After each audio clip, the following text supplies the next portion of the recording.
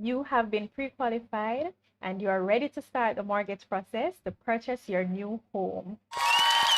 Congratulations! But buying a house is not as simple as purchasing a refrigerator. The process can be a little bit complex, and if you are not prepared or fully informed, you can be overwhelmed. Let's discuss some things that are important for the process to go well. I'm Sam Stew, and welcome to Gold Nuggets.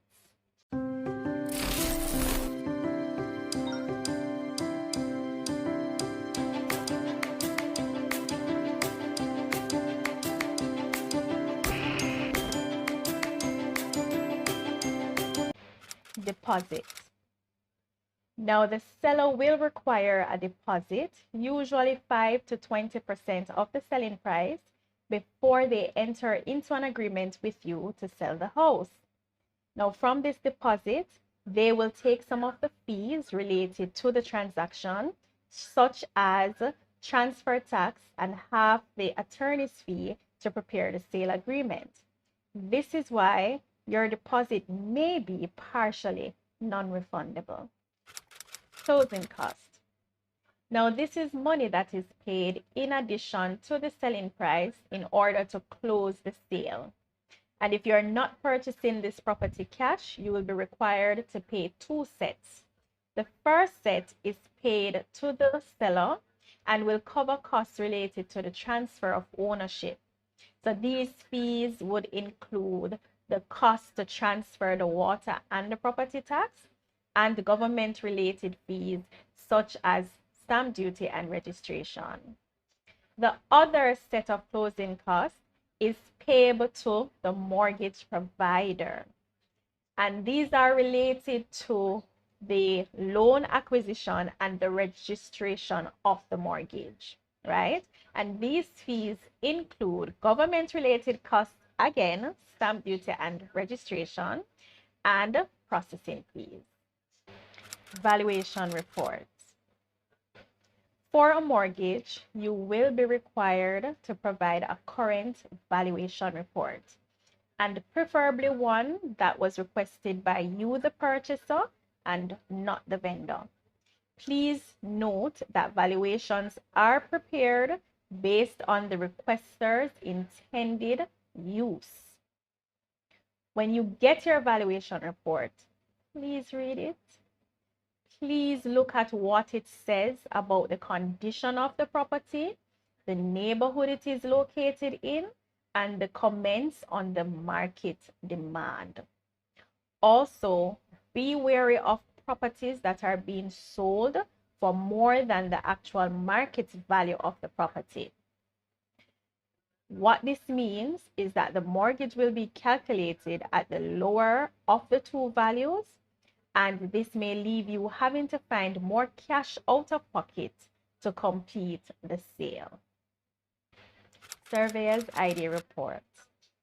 Now, for a mortgage application, you will also be required to submit a current surveyor's ID report.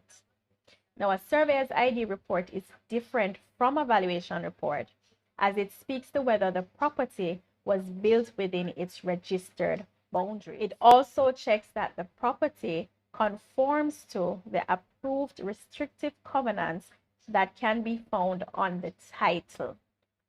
Now, check the surveyor's ID report for breaches and encroachments. And if you are not certain what you're looking for, have a conversation with the commissioned land surveyor. You want to check for breaches and encroachments because these are very costly to fix, and they sometimes require an application to be made through the court.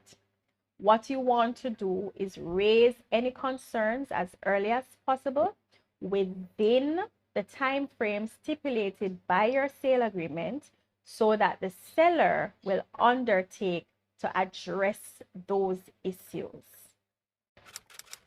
Title. Check whether the title for the property is available.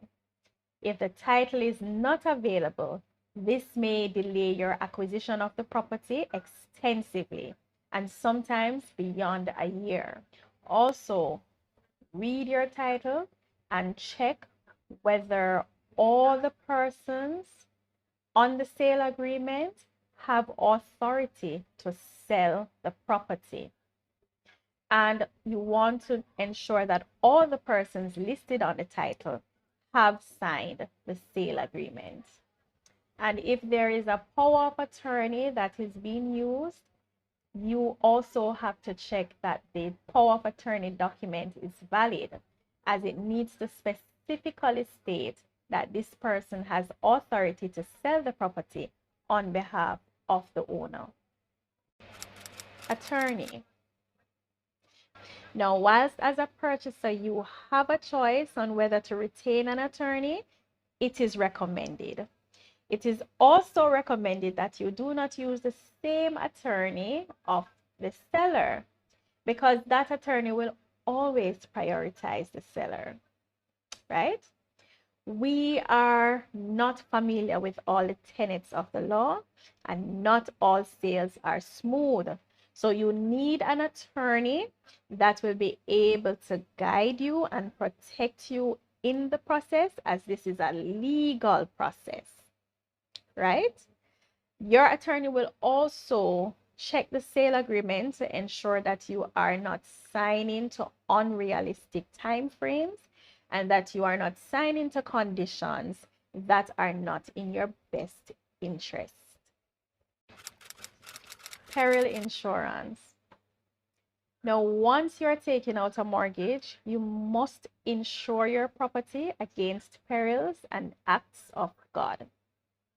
You can obtain a policy, especially where you already do business, so that you can get discounted premiums. And then you will assign this policy to the mortgage provider or note the mortgagee's interest.